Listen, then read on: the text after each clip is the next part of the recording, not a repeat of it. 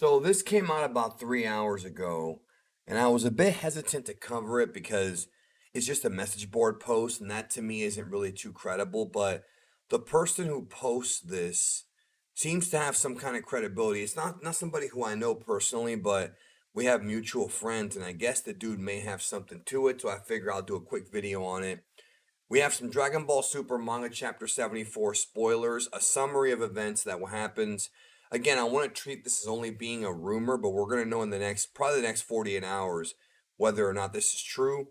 And we're going to have some images of this most likely very, very soon. The manga, of course, will be out in about 3 days, and I'll have coverage here on the channel all about it. So, ready to get into this? Let's get into it. This is what he wrote on the chapter, or on the board about chapter 74. Again, just a rumor. We'll find out soon if it's true. He wrote, all chapter is Vegeta versus Granolah, which means the entire chapter is going to be just about that fight. Granolah is superior to Vegeta. That should be no surprise. They fight in a river, in a waterfall, and a lake. Goku recovers consciousness and sees Vegeta and Granolah flying while they fight. Vegeta tricks Granolah doing Granolah. Weird writing here. It might not be a person that speaks English as their first language.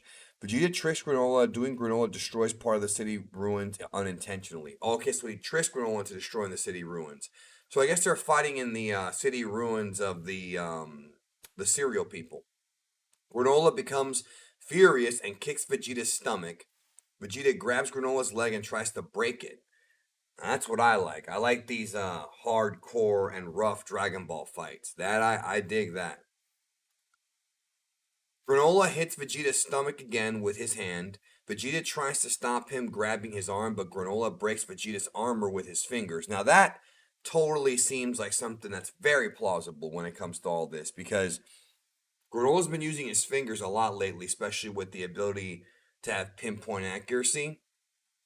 And the whole idea of, so he basically goes for a punch, and then Vegeta blocks it, but Granolah has his fist close enough to his chest that his fingers extend out, and he cracks Vegeta's armor with his fingers. So that's cool, or breaks it, straight up breaks it.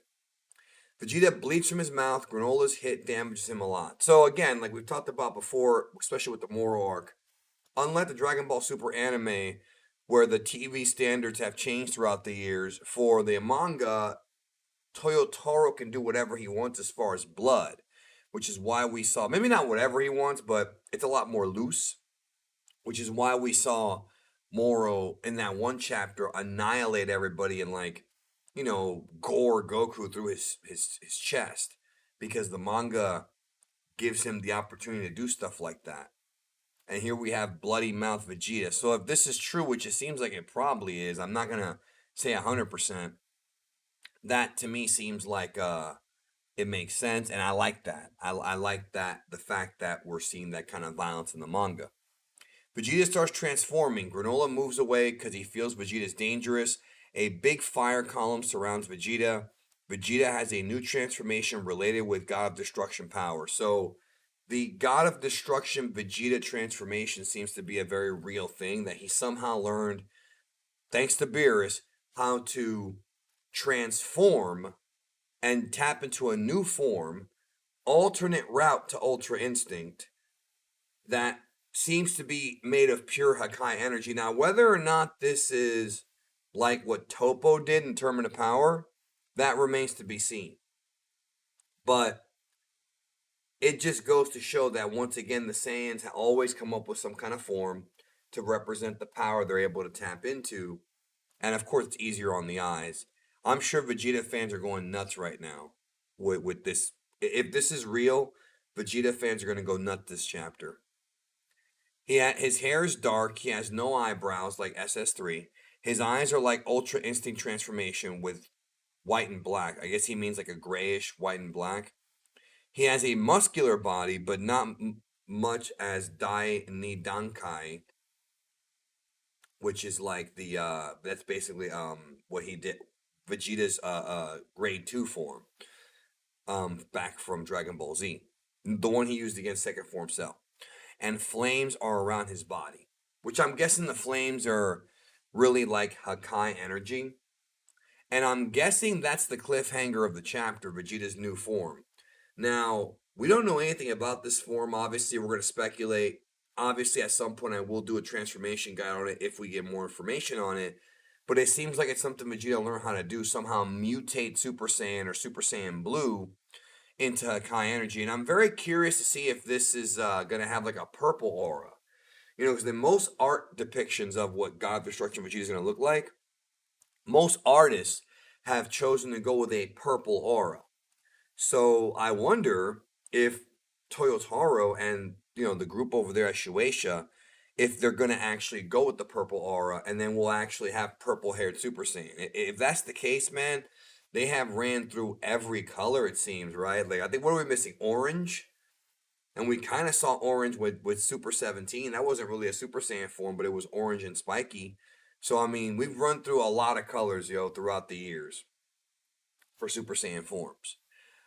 This, of course, would not be a traditional SS form. This would be a God form because obviously Hakai energy is God of Destruction energy, and it looks like this is going to be the next challenge for Granolah. Now, of course, the debate is going to be, is this form stronger than UI? We don't know. If Vegeta did surpass UI somehow, that would be surprising to me. However, I don't want to sit here and say it is because I think the idea here is not to be stronger than UI, even though I'm sure Vegeta would like that. I think the idea is to be different than UI. This form may fit Vegeta better than Ultra Instinct could, much like what they did with Super Saiyan Blue Evolution, the anime, and later the manga, with Completed Blue, which was Goku's form, and then, Vegeta used it, then Blue Evolution, the manga version. Vegeta was able to harness higher power in his blue, but it looks like this is different. But there's going to be, I'm curious about what kind of powers Vegeta will tap into here with this. Because UI was really, a lot of its attributes were defensive, even though it was an offensive powerhouse. And it was better for energy mitigation, or at least we thought it was. With this God of Destruction form, I'm very curious to see if it's just going to be all attack. Because it seems like, an aggressive form, you know what I mean? Like, based on what we know about God of Destruction power. And does that mean that, like, Vegeta's energy is going to be pure Hakai energy? And if so, will it destroy everything around him? These are the questions I have about this. And I don't know what questions you guys have, but please feel free to drop them down below. I'm not sure if I can answer them yet because I haven't seen this yet. And even if I do see it, obviously I'll do a video on it, but we don't know anything about this, and I'm sure there'll be an explanation soon, either in the next chapter after this one or some point after that. There'll be a Q&A or something, but it just seems like Vegeta mastering Hakai energy, like what Topo did, except maybe even better. What do you think? Let me know. Any more spoilers come out, I got you. I'll cover them here. Talk to you soon.